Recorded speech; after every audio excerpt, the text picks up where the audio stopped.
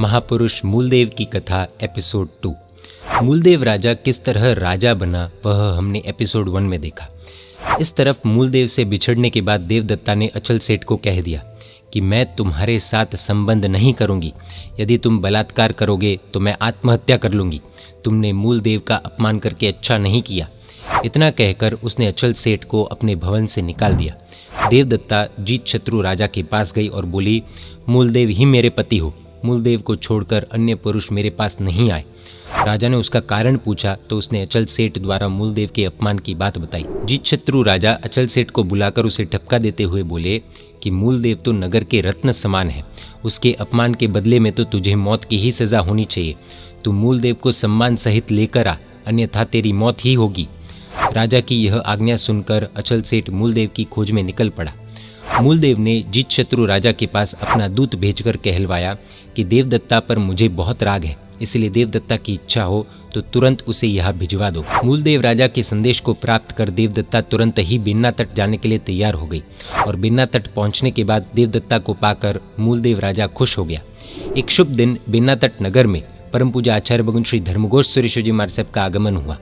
मूलदेव राजा आचार्य भगवंत की देशना सुनने के लिए उद्यान में गया और आचार्य भगवंत की भव निर्वेदिनी यानी कि संसार पर वैराग्य लाने वाली धर्म देशना को सुनकर मूलदेव राजा ने सम्यक्त्व सहित 12 व्रत स्वीकार किए।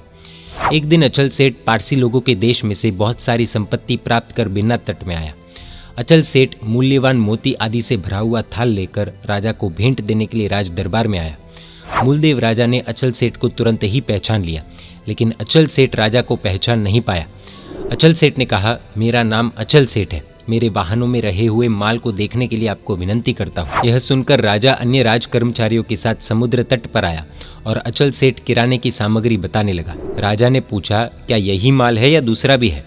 हमारे राज्य में जो शुल्क यानी कि टैक्स की चोरी करता है उसे मौत की सजा दी जाती है। राजा ने अपने सेवकों को कहा, यह सेठ सत्यवादी है, इसलिए इसका आधा टैक्स माफ कर दिया जाए, लेकिन इसके सामान की बराबर तलाशी ली जाए। अचल सेठ के माल की चेकिंग करते हुए राज कर्मचारियों को अचानक उस सामान में से अनेक कीमती चीज़ें मिली। राज सेवकों ने अचल सेठ की खूब पिटाई की और उसे बांधकर राजा के सामने उपस्थित किया। राजा ने कहा, अचल, तुम मुझे पहचानते हो? अचल ने कहा, जगत प्रकाशक सूर्य की तरह आपको कौन नहीं जानता है। उसी समय देवदत्ता भी वहाँ पर आई और बोली, कर्म की गति बड़ी विचित्र है। ये मूलदेव है जिनका तुमने अपमान किया था। ये अभी तुम्हें तुम्हारे अपराध के लिए मार डाले तो भी तुम क्या कर सकते हो, लेकिन ये तुम्हारे जैसे हल्के नहीं हैं। तुम तो दुर्जन हो। तुमने जो व्यवहार किया है उसके लिए तो तुम्हें मौत की ही सज़ा होनी चाहिए। अचल सेठ ने क्षमा की भीख मांगी और मूलदेव के चरणों में गिरकर बोला, मैं भयंकर अपराधी हूँ। आपके साथ मैंने जो अपराध किया उसके लिए जीत शत्रु राजा ने मुझे उज्जैनी नगरी से निकाल दिया। मूलदेव की अनुमति से जीत शत्रु राजा ने अचल सेठ को वापस उज्जैनी में आने की अनुमति दी। एक बार प्रजाजनों ने आकर मूलदेव राजा को शिकायत की, नगर में चारों ओर घर घर चोरियां हो रही है, लेकिन चोर पकड़ा नहीं जा रहा है। नगर के आरक्षक यानी कि पुलिस भी चोरों को पकड़ने के लिए सतत प्रयत्नशील है, लेकिन वे चोर विद्या के प्रयोग से अदृश्य यानी कि इनविजिबल बनकर चोरी कर रहे हैं, इसलिए पकड़े नहीं जा रहे। राजा ने मन में डिसाइड किया कि मैं स्वयं चोर को ढूंढने का कार्य करूंगा। एक दिन रात के समय नीले कपड़े पहनकर राजा खुद चोर को ढूंढने के लिए निकल पड़ा। राजा ने चारों ओर खोजा, लेकिन चोर राजा के हाथ नहीं लगा। आखिरकार राजा एक खंडहर में गया और चोर यहाँ आ सकता है मानकर मूलदेव राजा खंडहर में सो गया। रात को मंडिक नाम का चोर उसी खंडहर में आया। चोर द्वारा परिचय पूछने पर राजा ने बताया कि मैं कपड़े का व्यापारी हूँ। चोर ने कहा, तुम्हें धनवान बनना हो तो मेरे साथ चलो। व्यापारी के वेश में रहे राजा ने तुरंत हाँ भर दी और चोर के साथ एक घर में घुसा।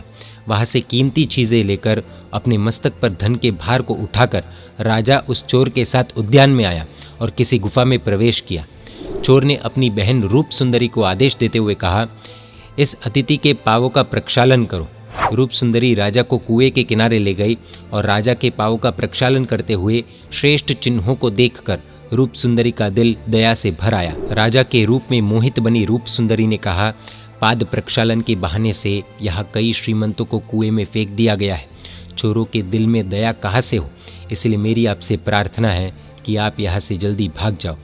रूप सुंदरी के कहने से राजा तुरंत ही वहाँ से भाग गया और राजा के भाग जाने के बाद रूप सुंदरी जोर से चिल्लाई, भाई भाई जल्दी आओ, अपना अतिथि तो भाग गया है। उसी समय म्यान में से नंगी तलवार लेकर वो चोर राजा के पीछे भागा। चोर को आते हुए देखकर राजा एक स्तंभ के पीछे छिप गया और चोर उस स्तंभ को ही व्यापारी समझकर स्तंभ पर ही तलवार का प्रहार कर रवाना हो गया। चोर को पहचानने की निशानी कर राजा अपने महल में आ गया। दूसरे दिन राजा उस चोर को पकड़ने के लिए चल पड़ा और कपड़े की दुकान से कपड़ा खरीदते हुए उस चोर को राजा ने पहचान लिया। राजा ने अपने राज सेवकों को भेजकर उस चोर को पकड़वा लिया। राजा ने चोर के पास से मिला हुआ सारा धन नगर में घोषणा कर उनके मालिकों को सौंप दिया। एक बार बेन्नातट नगर में महाज्ञानी गुरु भगवंत का आगमन हुआ। राजा भी उनके उपदेश श्रवण हेतु यानी कि उनके उपदेश सुनने के लिए गुरु भगवंत के चरणों में उपस्थित हो गया। गुरु भगवंत ने कहा, जल में पैदा होने वाली वेव्स की तरह सारी संपत्ति चंचल है, यानी कि धन संपत्ति पैसा चंचल है। यह यौवन तो जल्द ही विदाई लेने वाला है। शरद ऋतु के बादलों की तरह यह आयुष्य अस्थिर यानी कि अनस्टेबल है। पूज्यों की पूजा, दया, दान, तीर्थ यात्रा, जप तप, शुद्ध ज्ञान का अभ्यास और परोपकार की आराधना में ही मानव जन्म की सफलता है। इस प्रकार धर्मोपदेश का श्रवण कर यानी कि सुनकर मूलदेव राजा भी धर्म आराधना के लिए एक्साइटेड हुआ और उसने श्री शत्रुंजय गिरिराज, गिरनार जी आदि तीर्थों की यात्रा की। उसने उत्तम 7 क्षेत्रों में अपनी संपत्ति का सद्व्यय किया और अंत में अपने पुत्र रण सिंह को राजगद्दी सौंपकर भागवती दीक्षा अंगीकार की। निर्मल संयम धर्म की साधना कर मूलदेव मुनि स्वर्ग गए।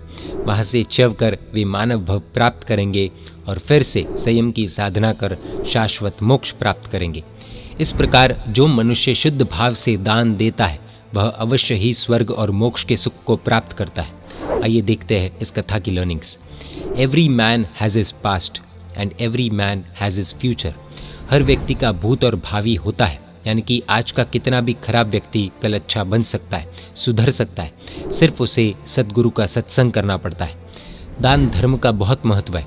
जब देने वाले के भाव पूरे हो और लेने वाले महात्मा के गुण पूरे हो तब ऐसा पुण्य बंधता है जो मोक्ष तक समृद्धि, शांति एवं अनासक्ति देता है और व्यक्ति को अच्छे प्लस सच्चे मार्ग पर चलाता है। एक गणिका भी अच्छे पात्र को पाकर सभी अन्य पुरुषों को छोड़ने की क्षमता रखती है और आज लव मैरिज करने के बाद भी वापस लव मैरिज करने की इच्छा कुछ लोगों को होती है। यह धोखा नहीं तो क्या है? क्या आज की जनरेशन उस गणिका से भी गई गुजरी है? कपड़ों को चेंज करते हैं वैसे हस्बैंड वाइफ को चेंज करने का ट्रेंड अब तो अमेरिका आदि देशों में भी कम होता जा रहा है, जबकि इंडिया में इस ट्रेंड की शुरुआत हो रही है। जुआ यानी कि गैम्बलिंग आज सच में बहुत बड़ा दूषण बन गया है। एक समय सिर्फ एंटरटेनमेंट के लिए खेली जाती चीज़ आज धंधा बन गई है और ऐसा धंधा करने वालों का भविष्य कैसा गंदा होगा वो कहने की ज़रूरत नहीं है। सभी को उन धंधे वालों की गंदगी पता ही है। Knowledge can conquer anything. आज 21st सेंचुरी इंफॉर्मेशन सेंचुरी है। आज नॉलेज का बहुत ही ज़्यादा पावर है और इसीलिए धर्म प्लस समाज प्लस लाइफस्टाइल की सही नॉलेज लेना बहुत ज़्यादा ज़रूरी है। ऐड या बेड में पड़े पड़े जो नॉलेज आता है वह होशियार नहीं बल्कि पागल ही बनाता है। मेहनत बहुत ही ज़्यादा आवश्यक है। जय जिन शासन, जय महावीर।